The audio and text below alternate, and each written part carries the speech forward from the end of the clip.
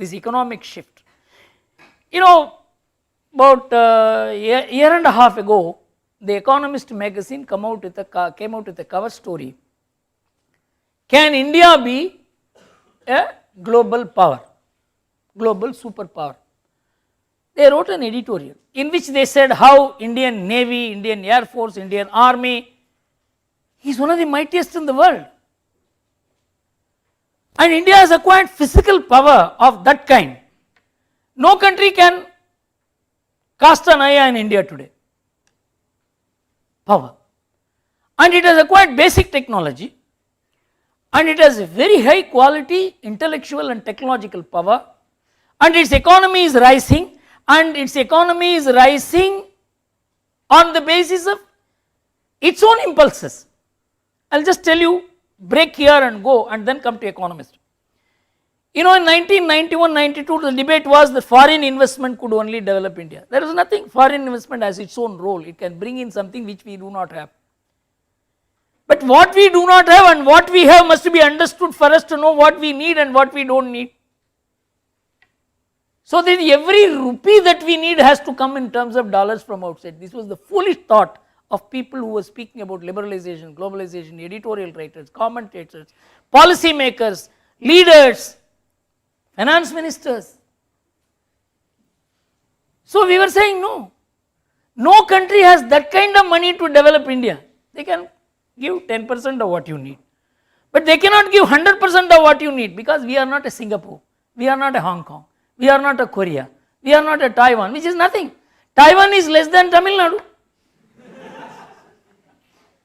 Singapore is less than Chennai. And Singapore has developed, Hong Kong has developed. How foolish. Where is the comparison? So we always used to say, we can produce 10 Singapore and be where we are. We will have developed Singapores, but that does not mean we will have developed India. So we said India can develop only by its own internal domestic impulses. I was addressing a meeting in Administrative Staff College in the year 1996. When I was mentioning all this, one man stood up and said, people like you must be shot dead because you are taking the country 500 years back. I was called a Neanderthal economist. Why I am mentioning this is the kind of intellectual resistance, hostility, hate we were facing at that time.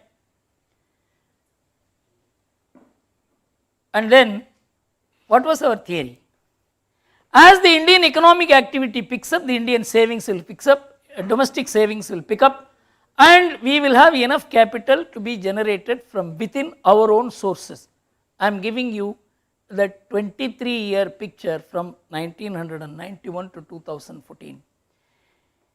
You know, the foreign investment which has gone into development of India is just 1.8% of the total investment in this country. 98.8% investment has been generated by domestic savings. Our family savings, which used to be about 19%, had gone up to 27%. Our national savings, which was 23% of the GDP, went up to as high as 37%. Now it is stabilizing around 32%. This shook the world. India is entrepreneurial, entrepreneur driven. China is investment driven. There is a huge difference. And when it is not me I am writing, it is the economic advisors of India who had been economic advisors of India, like Dr. Shankaracharya. They were the ones, it's something amazing which we never thought would happen in this country.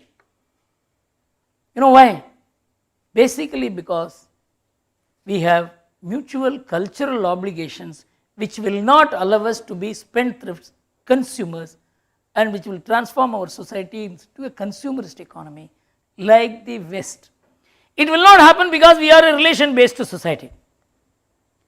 We are not a contract-based society. We have obligations to people. We have duty to people. Tell me, can any one of you ever in your life think that you will discard your parents? You can't think. It's just the reverse in America. They have no duty towards the parents. Parent day, some Mother's Day, Father's Day. And the most loyal child will go and meet the father or the mother on that day. That is the, the cost of this, $104 trillion. In India, it is completely privatized. And it is not privatized by any government law. The obligations which the state has undertaken in Western countries, particularly America, that burden is privatized in India. It is one of the most important economic propellers, that the people look after themselves. The family look after the infirm people, unemployed people, elderly people, aged people, retired people. It is not a joke. You cannot do it by law. In America, a debate took place in the year 1980 with people like Milton Friedman joining the debate that we are destroying America by ensuring that the children do not take care of the father, the state will take care of the parents, the state will take care of the infirm people, the state will take care of the unemployed people. He said, we have already handed over the kitchen to multinationals, we are handing over the family obligations to the government. A functionless entity will not exist, it has ceased to exist. There must be a purpose to something. If the family doesn't have the purpose of cooking, eating, taking care of people near and dear, what is the function of the family? So Milton Friedman and others says, don't do it. Don't take over the obligations. But they nationalize the families, privatize the government. And I argued with Professor Kumar Bhattacharya, you must have heard about him. He was the one who advised Margaret Thatcher on privatization. And she was very close to him. Now he is advising South African government and Malaysian government. A good friend of mine. We had come in the course of corporate consultancy in TVS Group. When he told me in 2001 or 2002, this dialogue between me and him took place. He said, Guru, you should not be opposing privatization. I said, I am not opposing privatization. What the government should do and the government cannot do, I am very clear. For example, Railways of India. The Railway of India transports the whole of Australia every day.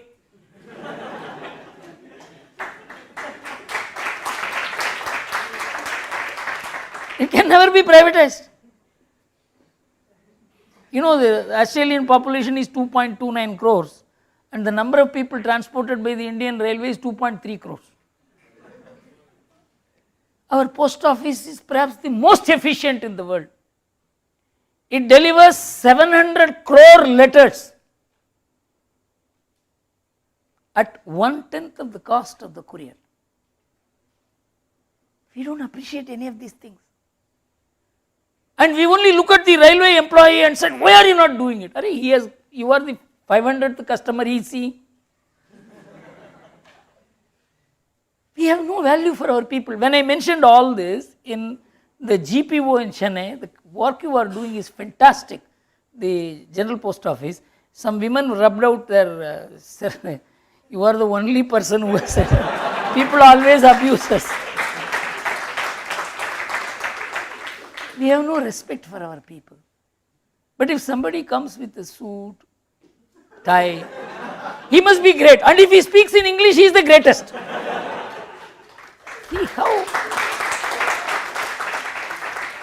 See how trivial our intellectual understanding assessment. I have seen great politicians, whether it is Mulayam Singh Yadav, Lalu Yadav, Devilal. I have slept in Devilal's lap 3 years when I was fighting Rajiv Gandhi, uniting all the opposition parties to defeat him. I have slept in Devilal because I used to get only 2-3 hours of sleep. I lost 10 years of my life in just 2 years because I didn't have sleep. I have said, how hard workers they are. I have not come across one IAS officer, I have not come across one engineer, I have not come across one judge, I have not come across anybody working like these people. 24 hours a day. That is how they are able to win the people's support. I have seen them near. We know nothing about them. That is why I never abuse politicians. Because you can't abuse the judge, he will send you to jail. There are many corrupt judges. Half of the judiciary is corrupt today. You can't speak about them. You can speak about politicians. You can put them on the guard. But we don't distinguish. We always keep attacking the politicians. What about judge? What about journalists? Corrupt. Lawyers charging 30 lakh a day. 30 lakh fee per day. Can you believe this? So we have an assessment that we always keep out of debate the elites. We only go to hit the commoner, how we should do. This is because we have really not come to terms with India in any sense of the term. Wherever I go, I make a pleading. Begin reading the other literature. You are always reading the literature which is given to you by the media, by the modernists, the secularists.